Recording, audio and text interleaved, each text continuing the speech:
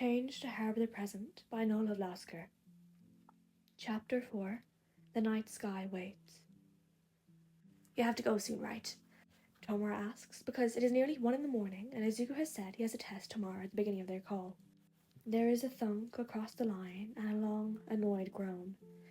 I want to finish our run-through of Alterra's Zone, though. It's my favourite in Ingress. They've been playing this zone for nearly 3 hours. They are nowhere near finishing it. That'll leave you with literally no sleep for your oh so important test, player 2. Their two main characters run into another group of mechanical enemies on the screen. It doesn't look like a fight they'll win easily, but it shouldn't kill them. Alterra is a ridiculously good zone to run for leveling up, and they've definitely gained some ground. Izuku's character brandished the pickaxe he wields and charged. I don't want to sleep though, Tomura's best friend groaned. I've been getting weird dreams since I stopped insta-breaking my bones with my quirk. A swing of the pickaxe tore through 3 robots, and Tomura made his character lob an acid bomb to the back of the mob. Looked like you were still breaking your bones 3 days ago when you wrecked your hand on that ice kid. Tomura could feel Izuku's glare through the computer. My fingers only started breaking after I was doing 2 attacks at them. Eraserhead helped me figure out how not to instantly shatter them like I did before. Recovery Girl even said that I did a good job at not mangling my hands completely. I think that was sarcasm over you mangling your hands in the first place, Izuku. There were only a few mechanical enemies left when Izuku grumbled out a dejected, whatever. The encounter ended and they were off, travelling to the biggest zone in the game, picking over ruins and steaming piles of machinery. Aside from your dreams, why don't you want to sleep? Tomura asks carefully. He still isn't great at reading Izuku, even after so long, but he thinks he's right about this. Izuku seems more nervous and exhausted and irritated with his dreams. Well, Izuku starts slowly, and Tomura can practically see the nervous grin he'd wear. We're starting internships soon, and I'm really nervous about them. One of my teachers suggested someone to me who I'll probably go with, but I don't know much about him. But no one else really wants me since I was so reckless in the sports festival. Tomura clamps down the part of himself that snaps and snarls at even the thought of heroes. This is Izuku. Izuku who can feel like a person with for a few hours. Izuku who will be a good hero. Izuku who is safe in a way little else is. I think you leaned past reckless into terrifying in the last match, player 2. But go with your gut. Whoever you think will give you the best week of experience should be your first choice. They sit silently for a moment. Their characters are probably attracting a lot of attention standing out in the open, which won't be great later, but it's okay. Thank you, Tomura. I think that made my choice for me. Izuku's voice is light and gentle. Tomura leans back, stretches, and tries not to grin too wide between happiness and the feeling of freedom he has when he gets to talk to Izuku like this. Good. Now I'm going to go to sleep since I don't have a test tomorrow. I'd like to sleep in. Tomura pauses and saves, clicking out of the game as Izuku makes several loud and varied protests, insisting they keep playing. No can do, Izuku. I'm just so sleepy. There's a loud huff across the line. You're an ass. Izuku grumbles and ends the call. Night Doria, 103. Call ended. 5 hours. Night Doria, 21:15. I'm going to die here. The old man tried to give me a heart attack by playing dead and then put me through the ringer. I'm going to fall asleep in the middle of texting you, by the way. I've never been trained this hard in my entire life. Tomura 4FNG, 21:17. It's going that well? Night Doria, 21:17. I resent you for convincing me this was a good idea. Tomura 4FNG, 21:18. This one is yours. I said go with your gut. Night Doria, 21:19. My gut says we were both wrong. But I am learning a lot. I should be free from all bone breaking soon. Tomura 4FNG, 21:20. You win some, you lose some, player 2. Night Doria, 21:31. Tomura.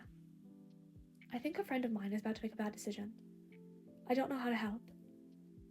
Tomura 4FNG, 12:34. I'm bad at people, but be there for him. It's always saved me when you did that. Tomura is watching, and finally something is going right. Destruction litters the streets just as Sensei wanted, and the Nomu's cries fill a burning Hosu. He didn't need Stain to make his mark, didn't need the self-righteous asshole trying to force meaning into Tomura's work. Tomura knows what he's doing, and Sensei had made him strong enough to do this on his own. He just needs to prove it to the man. In the distance, he can see a pillar of ice breathed in smoke. Its peak rises from an alley a fair distance away from the Nomu, and immediately Tomura feels uneasy. His nails find his neck. This needs to be perfect. He can't fail again. He doesn't want to know what happens if he fails again. Beside him, Kurogiri watches the scene with narrowed eyes, impassive. The man has been off lately, a mirror to the twisted blizzard that Tomura's thoughts have swollen into. He speaks less when they are in the bar, eyes wearily flickering to the TV, and more when they are alone, cramped in one of the back rooms. Kurogiri's gaze stops scanning the city and focuses in one direction, sharply and suddenly. There, by that same alley, Tomura can see the winged nose swoop down and rise again with burdened flaps of its wings. It sends the crowd around it into a flurry, like ants fleeing a trot upon an anthill. Tomura's hands, still against his neck, drops of red littering them. His stomach twists with a rolling excitement, surprise, and nervousness, because this will be something to prove his capability to Sensei, to tighten his grip on the only thing that's been a steady part of his life for over 15 years. He can't lose this. It's all he has. The Nomu approaches in fits of speed, obviously struggling with its captive's weight and resistance, until it's a little closer and Tomura feels his stomach drop like a stone. He can just barely see the green hair and bright red shoes struggling in the talons of the Nomu. Moments pass like molasses as the creature approaches, until it finally reaches the water tower and sets down, dropping its captive harshly to the ground. Tomura lifts a hand and sees red. The Nomu dies with a cracked shriek, its corpse whisked away by Kurogiri before it can fall and crush the prone form before it. He can't breathe. It feels as though his world is falling apart again, shattered inwards and inwards and inwards, because Izuku has shifted just enough to stare at him, bleeding sluggishly from his leg and torso. Some of the dust that had once been the Nomu settles over him like a shroud. His best friend looks heartbroken, and Tomura can't help but drop beside him, pinkies folded in and his hands shake, unsure what to do. It's worse this time, because he's hurt Izuku now, torn, jagged lines across his ribs and stolen him away from his internship. "I don't know how to help," he whispers, still shaking, still only feeling panic and the cool night air and loss. This is the end. The words are the only ones he knows to say, because they're the ones Izuku had given him so long ago. "Tell me what you need." They're the only ones anyone has ever given him.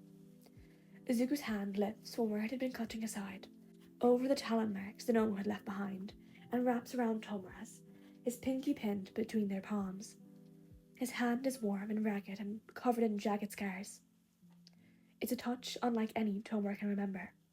It is Izuku's kindness, offered wholeheartedly even as he bleeds. The hero's grip tightens a little, the blood on his hands tacky and distracting, and tugs, drawing Tomura's gaze from their hands to Izuku's face. As he does so, his gaze darts away to Kurogiri for a split second, squinting before he focuses back. "Be who you are, Tomura, whoever you truly want to be."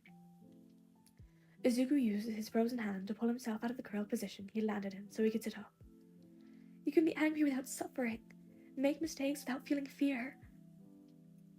That's all I need from you." The words feel like a net around Tomura, trapping him and dragging him in, but all he's ever known is to fight the truths that resonate so deeply within him. "But I am who I want to be," he says, because he is. Tomura is strong, and if he can prove it, Sensei will be proud of him. He needs Sensei to be proud of him. Without that, all he has is a friend who he's hurt over and over again. Izuku gets to his feet, unsteady on his injured leg, and grabs Tomura's other hand, and something in Tomura's chest feels as though it has cracked. A hairline fracture inching through him. A fracture in a dam that had been there since he could remember. His best friend stares up at him with such conviction, a sad smile on his face as he speaks. "You're what your sensei made you into, Tomura." He shakes their hands as though trying to emphasize his point. "But you don't have to be." There is a crackle, like lightning about to strike, and Izuku is gone, green glow trailing after him. Tomura's hands are cold. He had never really noticed before.